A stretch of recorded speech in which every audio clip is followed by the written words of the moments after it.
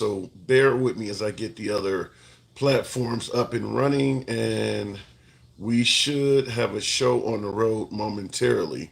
You can already see what we're talking about. Trump is criticizing the Smithsonian, but we got several topics to discuss. So give me a minute to get my platforms going, and we should be on air momentarily. Nobody's filtered in yet, so you guys that are hearing me now, you're hearing me on the reruns. All right, so let me get the last. We're going to be doing Instagram, TikTok, and YouTube, of course. Let me see if I can.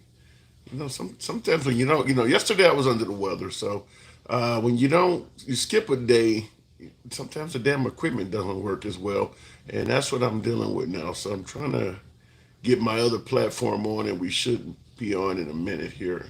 We're going to be talking about Trump criticizing the Smithsonian, but we got a lot more to go with. In fact, that topic, shit, that one topic is going to spin off into something probably interesting here. And I'm assuming this could divide up some of my audience, but hey, listen, you know how we do it here. It's all about free speech. You don't have to give a damn about how anybody thinks of what you say. Nobody's going to block or censor you here or ban you or try to mute you. So that's likely to happen today. I'm just simply saying this topic is going to be somewhat fiery, as if many of them are not already that way, but this one certainly is because it's painting Trump in an interesting light. And there are going to be some people who are not going to like what's going to come out of this, and then some people who are going to have an interesting opinion on it. So let me see. I think I got everything in here. Just want to make sure I got everything ready to fire the program up. And let me see if it starts. We'll go ahead and start momentarily. Are you on Clapper or TikTok? We're going to be on TikTok, Instagram, and YouTube. There, Paul Smith. Glad you feel better, homeboy. Thank you. Somewhat. I'm probably about 80%. I'm not 100% there. Still got a little cold, and the voice may be in and out. So we'll see if we can make this happen. But I appreciate that you chiming in. Why do they don't want to talk about slavery? We're gonna certainly address that. We're on TikTok. Okay, TikTok, Instagram, and YouTube. And by the way, before I start the show, I'm asking you guys right off the bat what I'm going to be asking throughout the program. Follow your boy. Now, you guys on YouTube are the only ones watching me right now. Follow your boy if you enjoy what we do. I really need you to do me a solid. Go to Facebook and follow that damn Tim Liberals account. I need that. I only need about, I think, 10 or 11 more of you. So if you got a Facebook account, just go to Facebook real quick, go in the search, type in Tim Liberals with an S. You'll see my damn mug and follow that account. I need about 11 more of you because I want to start going live on Facebook. So I'm asking you to do that. I'm asking you to do it. Now, I see in the comments, Elliot and Mr. says a brown nose. Whatever the case may be, I'm brown nose and I'm kissing ass. Follow that damn account. So let me go ahead and start with the program. We'll go ahead and cue it up on TikTok and Instagram. We'll be starting in 3, 2, 1. What up, folks? Once again, it is indeed your boy Tim, the handsome liberal, depending on who you ask. But we got a few topics to juggle around with today, and I think one of them might be kind of controversial. It's going to probably, unfortunately, split up this audience. That's not always the aim, but if it's a controversial topic, certainly involving the president, that's kind of what happens. But regardless of how it goes, make no mistake about it, your host continues to be MAGA friendly. We don't block, ban, or censor anybody on this damn program. Despite whatever your opinion is, you'll certainly be allowed to speak it here. We go left of Bernie Sanders to I'm having dinner with Q. Everybody gets to speak here without any concern of a host or anyone else trying to dictate how you should speak or limiting your speech or opinion in any way, fashion, or form. We're all about free speech here. So, to start the program off, we're going to be talking about, first of all, President Trump.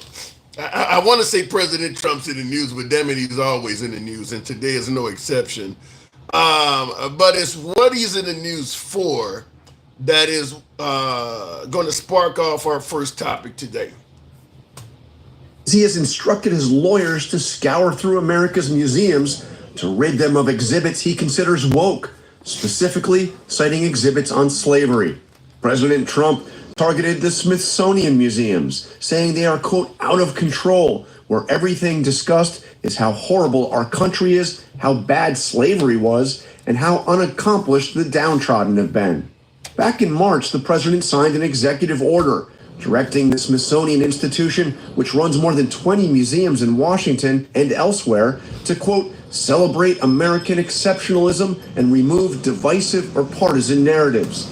Now, understand that Smithsonian is talking about things that happened in the past, kind of discussing American history. Now, he's making it sound like, I mean, well, not making it sound like he actually said that they focusing on how bad slavery was. Is there really any way to discuss slavery without it sounding bad? I'm just curious. Because there's no way you can talk about that at all, at least not accurately, and not speak. I mean, it's kind of like talking about the Holocaust. Is there any way to say that and discuss that without it sounding bad? I mean, people are in bondage. I mean, from birth till death, not to mention all of the horrible treatment in between. So I don't get what he means by focusing on the bad of slavery. And of course, he suggested we should focus on, you know, more the successes of America and American exceptionalism. The problem with that is, I believe, if I'm correct, that's kind of what we've done throughout history. Is that we've kind of lightly glanced over the truth and told American history from a standpoint of exceptionalism. That's which is why you have so many folks coming out talking about everything from Christopher Columbus on down. Like, you didn't tell the truth, but I think that's the way our history was taught from day one, was based on American exceptionalism as opposed to being honest. Now, here's his actual quote: "The Smithsonian is out of control, where everything discussed is how horrible our country is, how bad slavery was, and how unaccomplished the downtrodden have been. Nothing about success, nothing about brightness, nothing about the future." Now, like I said, if the Smithsonian is talking about history, you can't really speak in regards to the future, good or bad. There's no way to know if America will remain a superpower, will remain on top as one of the wealthiest countries. I mean, you don't know. We may have a war tomorrow. We may have a natural disaster. You've seen disaster movies. There's no way to know that. So I don't understand why he expects that to be covered in the Smithsonian, other than them doing it from a standpoint of speculation. Why would the Smithsonian be talking about, you know, brightness and about the future? I don't know where he's kind of going with that. So I want to hear from you folks. Help clear that up. But President Trump, make no mistake about it, does not like the Smithsonian focusing on some of the darker aspects of the past, like slavery. Now, in addition to that, I mean, and there's more to add on to this, because we talk about not wanting to hear about slavery. Remember Juneteenth, the holiday? We covered it on this show back in June, commemorating the official end to enslavement in this country. Now, it's called Juneteenth because they actually didn't officially end it for 2 years after the law was passed, because some folks in Texas decided to ignore the law and keep themselves a few slaves secretly. So it took for men on horseback to go down in Texas and tell them, you know, you guys have been free for the last couple of years. They just ain't told you shit. But on Juneteenth, here's a truth. Here's the message that Trump took to social media and stated: too many non-working holidays in America. It is costing our country billions of dollars to keep all these businesses closed. The workers don't want it either. Soon we'll end up having a holiday for every once working day of the year. It must change if we are going to make America great again. So for some of you folks questioning what does make America great again mean, okay, here's one example. We're saying to make America great again, we need to get rid of potentially the Juneteenth holiday. Now, there's a few things to unpack here. First of all, he never addressed the Juneteenth holiday. You know, on Thanksgiving, he says Happy Thanksgiving to the radical loony left or something like that. Merry Christmas to the Democrats that want to destroy the country. But he does say Happy Thanksgiving or Merry Christmas or something of that nature. He didn't even say anything about Juneteenth.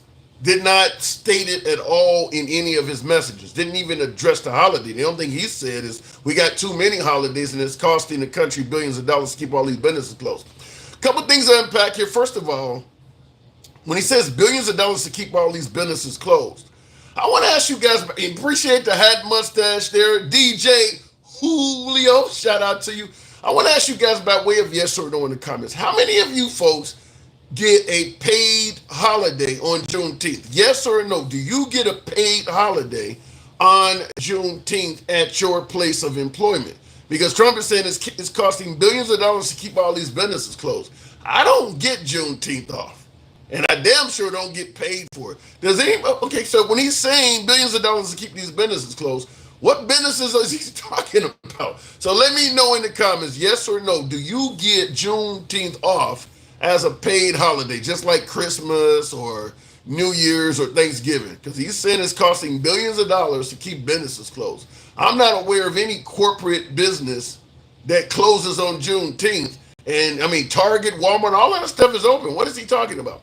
So we'll certainly continue on with that. But then he says the workers don't want it either. So I just question that again. You know, what worker doesn't want a paid holiday? What worker would say, no, I would rather come to work as opposed to you letting me stay home and pay me? So when he says the workers don't want it either, I'd be curious to know. I mean, I don't give a damn what you're celebrating. You could be celebrating Bin Laden's birthday for all I give a damn. If you're giving me time at home and you're going to pay me for it, you know, Allah Rahman, I don't give a damn. I mean, so what worker would be opposed to a paid holiday? But that is what he says. And then he continues on by saying something that is a gross, in my humble opinion, a gross exaggeration that that is beyond epic proportions. He says, soon we'll end up having a holiday for every once working day of the year. Most Americans get less than 10 holidays out of a 365-day calendar year. What the hell would make him say soon we'll end up having a holiday for every once working day? That is probably the biggest, grossest exaggeration I've ever heard. Like I said, most Americans out of a 365-day year get less than 10 holidays. He's making it sound like soon you'll be getting hundreds of holidays. Based on what? So, grossest, largest exaggeration I've ever heard. By the way, tap the screen, get the likes on up. I don't know what's going on with TikTok, but it seems like they got something going on there. Tap the screen, get the likes up to about 10,000. We'll see. We're not on sub only, are we? Let me make sure I'm not, because something's going on TikTok, and then we'll continue with the program. I don't want to be on sub only. No, we're not. Okay. Yeah, tap the screen. So, but then of course he concludes by saying it must change if we're going to make America great. So part of making America great again apparently seems like getting rid of Juneteenth is part of that. So if somebody asks you what does make America great again means, you could probably show them President Trump's Juneteenth tweet. But it continues on with his spokeswoman, what is it, Carolyn Leavitt? Now, Carolyn Leavitt on Juneteenth was asked about Trump's intentions. One more on Juneteenth. Does the president plan to commemorate the holiday today or make any comment on it? I'm not tracking his signature on a proclamation today. I know this is a federal holiday. I want to thank all of you for showing up to work. We are certainly here. We're working